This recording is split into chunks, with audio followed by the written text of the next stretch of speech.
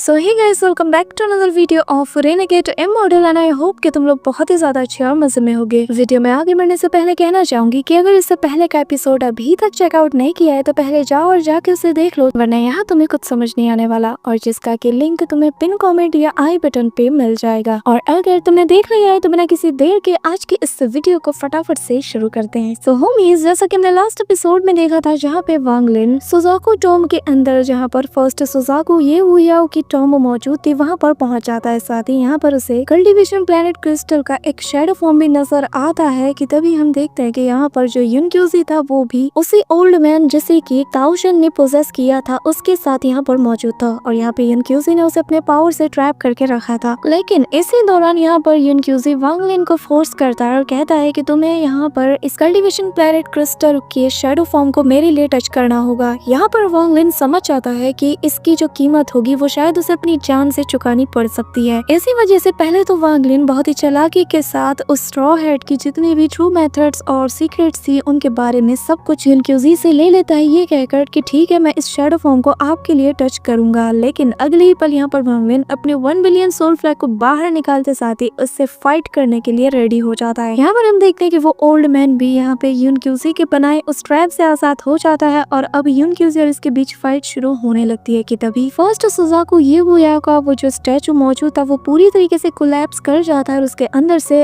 असली वाला cultivation planet crystal बाहर निकलता है, जिसे लेने के लिए वो ओल्ड मैन टूट पड़ता है। लेकिन अगले ही पल वो जल के राख हो जाता है कि तभी हम देखते हैं कि वो कल्टीवेशन प्लेनेट क्रिस्टल की एक ऑरा बाहर निकलती है और वो सीधा वांग लिन के फोरहेड के जरिए से उसके बॉडी में एंटर हो जाती है, जिसके बाद वांग लिन खुद को एक अलग ही कॉन्शियसनेस के अंदर पाता है जो कि इसकी अपनी नहीं थी। और अब आगे सो होमीज, हमारे इस एपिसोड के स्टार्टिंग में ही हम वांग लिन को उसी कॉन्शियसनेस वाली जगह पर देखते हैं जो कि असल में सुजाकू माउंटेन पर बना वो सुजाकू पैलेस था, जहाँ पर सामने हम फर्स्ट सुजाकू यानी कि ये वुयाओ को देखते हैं, जहाँ पर हम फर्स्ट सुजाकू यानी कि ये वुयाओ को अपने यंग लुक में देखते हैं। और यहाँ पर उसे देखते साथ ही वांग लिन पहचान जाता है कि ये तो फर्स्ट सुजाकू ये वुयाओ है, कि तभी वांग लिन उसके पास जाने लगता है और यहाँ पर ये वुयाओ वांग लिन से कहता है कि मैं बहुत समय से तुम्हारा ही यहाँ पर इंतजार कर रहा था। जो सुनकर यहाँ पर वांग लिन कहने लगता है कि सीनियर, आखिर आपके कहने का मतलब क्या है? जिस पर ये वुयाओ कहने लगता है कि सुजाकू प्लेनेट का ये जो थ्रोन है जैसे तुम देख रहे हो, तो हर नई जनरेशन में एक नया सुजाकू चुना जाता है जो कि पूरे सुजाकू प्लेनेट पर रूल करता है और इसे और आगे ले जाता है। लेकिन उन सभी को उनके प्रीवियस सुजाकू के द्वारा ही चुना जाता है। जिसके बाद वो अपने हाथों में सुजाकू सील को एक्टिवेट करते हुए कहने लगते हैं कि जब भी कोई प्रीवियस सुजाकू अपना सक्सेसर चुन लेता है तो वो उसके अंदर सुजाकू सील को इनहेरिट कर देता है, जिस वो इस प्लेनेट का अगला सुजाकू बन जाएगा, जिसके बाद वो सुजाकू सील की पावर को भी यूज कर पाएगा। यहाँ पर ये कहते साथ ही वो उस सुजाकू सील को वांग लिन के फोरहेड की तरफ थ्रो कर देता है, जिससे वांग लिन के ऊपर इंटेंस प्रेशर पड़ने लगता है। साथ ही उसे एक अलग ही पेन फील हो रहा था कि तभी ये वुयाओ बताता है कि पर जब कोई सुजाकू कल्टीवेशन प्लेनेट क्रिस्टल को डिस्ट्रॉय करने की कोशिश करता है तो कल्टीवेशन प्लेनेट क्रिस्टल अपना नया मास्टर खुद ही चुनता है जो कि आगे चलकर सुजाकू बनेगा। इसी के साथ हम देखते हैं कि यहाँ पर वांग लिन के फोरहेड पर सुजाकू सील कार्ड होने लगती है, जिससे हम देखते हैं कि वांग लिन को और ज्यादा पेन होने लगता है। तभी यहाँ पर ये वुयाओ कहता है कि तुम्हारे अंदर वो सारी क्वालिटीज हैं जिस वजह से इस कल्टीवेशन प्लेनेट क्रिस्टल ने तुम्हें अपना नया मास्टर चूज किया है, तो बताओ क्या तुम नेक्स्ट सुजाकू बनना चाहोगे? इसी दौरान हम देखते हैं कि वांग लिन की बॉडी से सुजाकू सील की पावर रिलीज होने लगती है, जिससे हम देखते हैं कि युनक्यूजी बहुत दूर छिटक जाता है और वो कहने लगता है कि आखिर वांग लिन के पास सुजाकू सील की पावर कैसे आ सकती है। इसी के साथ वांग लिन के आसपास हमें वही फीनिक्स बर्ड्स घूमती हुई नजर आती हैं कि तभी वांग लिन की बॉडी हवा में फ्लोट करते हुए उस पैलेस की छत को पूरी तरीके से फाड़ देता है और सभी के सामने आ जाता है। यहाँ पर हम देखते हैं कि वांग लिन को इस फॉर्म में देखकर सभी लोग शॉक्ड हो जाते हैं और उन्हें एक बहुत ही पावरफुल ऑरा भी फील होती है। जिसके बाद यहाँ पर वो जो गोल्डन जाइंट फिगर था वो भी वांग लिन को देखते साथ ही इमीडिएटली यहाँ से गायब हो जाता है। यहाँ पर लूमई कहने लगती है कि ये तो सुजाकू इनहेरिटेंस की पावर है। यहाँ पर हम कियांग फेंग को देखते हैं जहाँ पर वो गुस्से से लाल पीला हो जाता है और फिर कहने लगता है कि आखिर ये कैसे हो सकता है। मेरे मास्टर ज़ो क्यूजी के अप्रूवल के बिना कोई भी अगला सुजाकू कैसे बन सकता है? उसे आखिर सुजाकू इनहेरिटेंस कैसे मिल गई? कि तभी हम देखते हैं कि यहाँ पर उनके पीछे एक मास्क्ड मैन आता है जो कि कहने लगता है कि मैंने 14 जनरेशन के सुजाकू के बाद पहली बार ऐसा कुछ होते हुए देखा है और मुझे लगता है कि अगर इसे चुना गया है तो इसके पीछे कोई ना कोई रीजन तो जरूर होगा। इसी दौरान हम यहाँ पर वांग लिन को उसी कॉन्शियसनेस के अंदर देखते हैं जहाँ पर फर्स्ट सुजाकू ये हुयाओ वांग लिन से कहता है कि तो बताओ आखिर तुमने क्या सोचा, क्या तुम इस प्लेनेट के नेक्स्ट सुजाकू बनना चाहोगे? लेकिन अगर तुम बनना चाहते हो तो तुम्हें सबसे पहले कल्टीवेशन प्लेनेट हार्ट क्रिस्टल को बचाना होगा। तुम्हें इस प्लेनेट को पूरी तरीके से बर्बाद होने से बचाना होगा, तभी जाकर तुम सही मायने में सुजाकू सील को इनहेरिट कर पाओगे और यहाँ के नेक्स्ट सुजाकू बन पाओगे। यहाँ पर हम देखते हैं कि वांग लिन को ये हुयाओ एक नजारा दिखाता है जहाँ पर सभी लोग उसे नेक्स्ट सुजाकू कहकर उसे बहुत ही ज्यादा रिस्पेक्ट दे रहे थे और वांग लिन ये सारा नजारा देख रहा था। जिसके बाद ये हुयाओ वांग लिन से कहता है कि अगर तुम सुजाकू बन जाते हो तो तुम्हें काउंटलेस अमाउंट में बहुत से पावरफुल ट्रेजर्स भी मिलेंगे जिनके जरिए से तुम और ज्यादा पावरफुल बन सकते हो। साथ ही तुम्हारी कल्टीवेशन स्पीड भी पहले से ज्यादा रिकवर हो जाएगी और तुम्हें और बेटर प्लेस भी मिल सकते हैं। कि तभी वांग लिन पीछे मुड़ता है और यहाँ पर उसके सामने एक गोल्डन कलर का डोर नजर आता है और यहाँ पे वांग लिन उसकी तरफ तेजी से बढ़ने लगता है, जिसे देख कर ये हुयाओ उससे कहता है कि अगर तुम इस डोर के बाहर गए तो सब कुछ खत्म हो जाएगा।